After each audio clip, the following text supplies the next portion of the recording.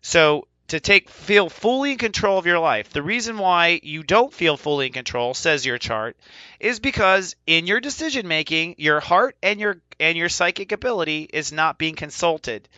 And so as a result, you end up losing control.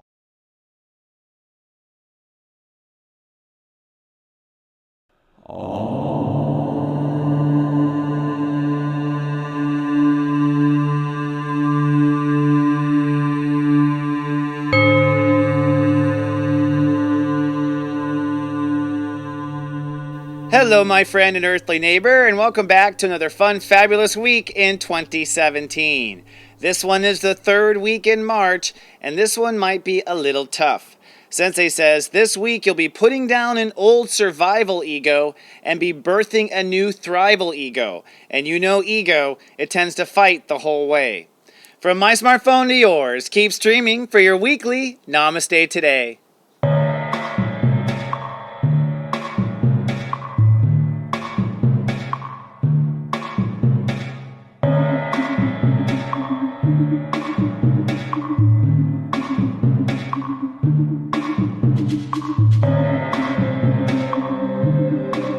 Welcome to Namaste Today, a cheerful way to begin your weekday. I'm Christopher Witecki, your heartfelt host and your sensei to personal serious joy. So good to see you back this week. Namaste. Well, this week I coined getting a grip. That's because our ego is going to go down and shift this week. And when ego goes down, it doesn't go down without a fight. So in our upcoming segment next week, I'm going to talk about how to put that ego down in the most gentle way. Then later in our tea time, I thought it's the perfect time to bring up egomania, what egomania is about and how it goes back through the ages. But first, let's take a look at the week's moods and your 5-day zodiac forecast. This zodiac weather is from Monday, March 20th to Friday, March 24th. Looking at the 5-day moodcast.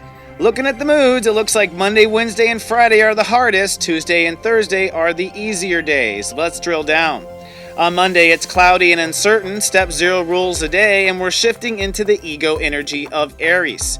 On Tuesday, it's sunny and strong. Things will perk up, and you'll feel your life moving along. But Wednesday, it's cloudy, moody with the chance of storms. Black Lilith hits step 4, and emotions of ego roll in. But then Thursday, it's sunny and learning. The sun comes back out, and there is hope and expansion. But then Friday, it's sunny and striving with the real chance of breakdown, because this will be the final fall of the old ego. And that's what Aries is all about, my friend. It is about ego. This week, we're going to be navigating our old ego, and we're going to be giving birth to our new. In our next segment this week, let's walk through the 5 days and how to handle it. Taking a peek at the upcoming week, I coined this week getting a grip, because that's how you're likely going to feel. There's going to be one moment where you are trying to get a grip on reality. And Sensei says, it's not that you're supposed to get a grip on reality, it's that you're supposed to let go of your grip of the old ego. So this is going to be the week where we put down the old dumbass and we birth the new dumbass. Okay? Now I'm going to talk about ego in my tea time and go deep into what I think ego is in consciousness. But in essence, ego is just a servant to the soul. I believe we have an inner congress of personalities. Our heart is the king or queen of everything. All right, so our heart's supposed to rule. And the ego in that royal court is basically the knight. It's the part of us that will go out charging, the part of us that will attack, the part of us that will carry out the king or queen's orders. Now, you can't teach an old knight new tricks, okay? Like, what happens is our ego gets accustomed to certain behaviors, certain fighting patterns, certain responses, and it is the part of us that defends ourselves. So when you try to change the way you respond or try to change your behavior or employ a new knight, the old ego, the old knight fights back. So we literally, when we try to change our ego, end up fighting ourselves over the change. And I'll be giving you some tips in the tea time on how to deal with this, but I want to lay out in this week's segment how this is going to fold for you and the days things are going to happen. So on Monday, things are very cloudy. It's step 0, but because it's step 0 of an ego transit and it's step 0 with a Venus retrograde, things will be very defensive, okay? Basically, anything could be a spiritual landmine that makes the old ego go off this week. And really for the first 4 days, really the whole week, that could happen. So I'm not trying to make you afraid. I'm trying to say at some point your ego is going to probably flare. It can be as soon as Monday when step 0 rules a day. Now the moon is in Capricorn on Monday, Tuesday, and Wednesday. So that means that as your old ego is kind of stepping out, your emotions are having control issues, Capricorn. So you'll be feeling control issues, and your ego will either be happy or not happy about that. And you'll be feeling through what kind of control you have in your life, and you might be blaming your ego for whether that's happening or not happening. So we're kind of set up emotionally and with ego to have a little bit of a banana peel slip at some point. So right off the bat, forgive and forget yourself right now for any mistakes. So Monday, things are very defensive. On Tuesday, we're sunny and strong. Our heart is online, but if your heart is hurt or broken, your ego may have something to say about that. So as you go through the steps, the ego responds to each of these steps. That's how transits really work. So Tuesday, your heart will be sensitive to ego topics. On Wednesday, your emotions will be sensitive to ego topics. So your feelings might charge your ego to go off or not go off. And a lot of people's egos may go off. Black Lilith hits step 4 Sagittarius, which means a lot of our bizarre fears about our direction in life and our beliefs start to come up. So we start facing a lot of our bizarre fears, our belonging fears. It's a very electric degree. So things get very electric for a storm. Thursday, we're sunny and learning. So if you do have a little slip up or you're kind of cranky on Tuesday, Thursday you start to get things together, you start to learn, and the moon moves into Aquarius, and that's a good thing and a bad thing, right? Like, it's a good thing in the sense that as of Thursday you're going to be able to detach, but the problem with detaching is that's usually when people attack or lash out, is when they're detached, when they're no longer listening to their heart, they're no longer feeling their friends or their companions, and because they've detached, they go ahead and go too far. So on the one hand, it'll be good that we can detach. On the other, people could go too far. And then Friday is probably the most electric day. Step 4 rules the day, and that means your ego will likely have a wake-up call. Now, you might get the wake-up call as early as your first cranky day on Wednesday, okay, just so you know. A lot of my clients, particularly those who are in my personal Sensei service, they manifest early, and that's what the 11 steps teach me. Once you're conscious of one step, your soul goes right to the next step. So if that goes ahead of the zodiac calendar, so be it. So a lot of people might break down early in the week, and then Friday, while people are breaking down, you're breaking through. You're starting to realize, oh, okay, this is the ego problem that I have. Oh, maybe I do have a defensive posture here. So there is kind of a humbling, and that's the weird thing about Aries ego energy. It's like, you may, just like Bella's getting all, that's her ego right now. That's her ego, and that's a good example, Bella, right on cue. Sometimes it takes our ego to kind of have this spark, but after we kind of go too far, or we say too much or whatever, the ego then goes to this puppy dog kind of like, ooh. And so by the end of the week, that's kind of how things are going to end. So it's a week of discovering what's not working for your ego. Now I'll give you a couple more practical terms on this. It's also what's not working for your actions, what's not working for what you do every day. We're talking about the night and all of the night's duties and all the things you tell your ego to do. So you're also looking for fractures or problems with that side of your consciousness as well this week. But by Sunday, Sensei says, I think the sun will come out, and I think you'll start to have a birth of that new humble version of yourself. So just keep with it. Now, I actually think ego takes a lot more discussion than that. So I've created a tea time today about egomania. Go steep yourself some tea, and let's have our weekly tea time.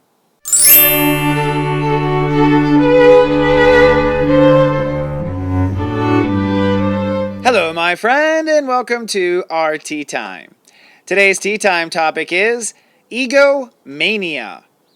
And when I talk about egomania, I'm actually talking about the Earth. The entire global consciousness of Earth has been somewhat of an egomaniac for centuries now. Looking at the astrology, it started in the age of Aries. When we moved in the age of Aries, warfare and ego and power and power for power's sake became our humanity's really motive. Before that, we're in the age of values, which was Taurus, and productivity, and developing our skills to be more productive on the planet. Then, of course, we moved into the age of Pisces. And in the age of Pisces, of course, spirituality was what the focus was in Pisces, to connect to Holy Spirit. We're still in the age of Pisces, by the way. I believe we'll still be in the age of Pisces when we die, although I think it's our generation right now on the earth that's determining if we, to turn towards the age of Aquarius. But even in the age of Pisces, our ego mania still continued to conquer. In fact, we actually use spirituality as a means of conquering. So spiritual warfare came out in the age of Pisces. And now we're going to move into the age of Aquarius. Now, if you run what I call a solar chart, in the age of Aries, that means Aries energy was in our first house, so it was ego for ego's sake. Then in the age of Pisces, that puts Aries in the second house, and that means all the warfare is basically over money and manifestation and values. So in the age of Pisces, we are fighting over money and values. In the age of Aquarius, Aries will move to the third house, which means that the ego battle in the age of Aquarius is going to move into the intellectual realm. So we're going to begin to shift our ego from actual warfare to a lot of arguing, a lot of hot-headedness. Honestly, Donald Trump, okay? Not that everyone will be like Donald Trump, I just say this is where humankind in the age of Aquarius is going to see ego. With words, with a lot of hot air, with a lot of discussion, a lot of debate, perhaps a lot of attempting to conquer information. Maybe that's why the media is such a fake news, heated news item, okay? Because the ego is moving into conquering ideas and thoughts. Now, this is an age for 2,000 years, and it's because our ego moves to our intellect that we finally get on the ball about being intelligent and awakening in an intellectual sense. The whole world has not shared all the information that it has with each other. Okay, we're all very much living in the dark. So there's going to be a shift of ego, I think, for humankind. And I just put that out there because this week we're trying to get a grip. And I'm trying to give you like an outline of like, okay, we're all moving from the ego that was based on values. We're all moving from the ego that was based on warfare. And now it's time to move that ego dumbass into the mind and just let the mind work out some of this arguing. And by the way, I'm looking at my notes here because my ego doesn't want to make a mistake. Now, if you look into past spiritual philosophies like Buddhism and ancient philosophies, they've always argued to get rid of the ego, to overcome the ego. And I think this was important, particularly at that time. I mean, they were coming out of the age of Aries to some degree, but these philosophies go very long back through all the ages. So there's a general philosophy that was to get rid of the ego. In fact, Buddhists literally try to kill the ego, pretty much, detach from everything. But, being an astrologer, I argue that ego is probably a natural part of being human. We were meant to have an ego. It's a big part of us. It's a part of us that gets things done. It's Aries energy, and Aries is a full part of the chart, as is the first house, how you express yourself and what you end up doing. So we have to learn as a culture how to live with our egos. We have to learn how to incorporate them. They must have a purpose, after all. God didn't give us tonsils for nothing, right?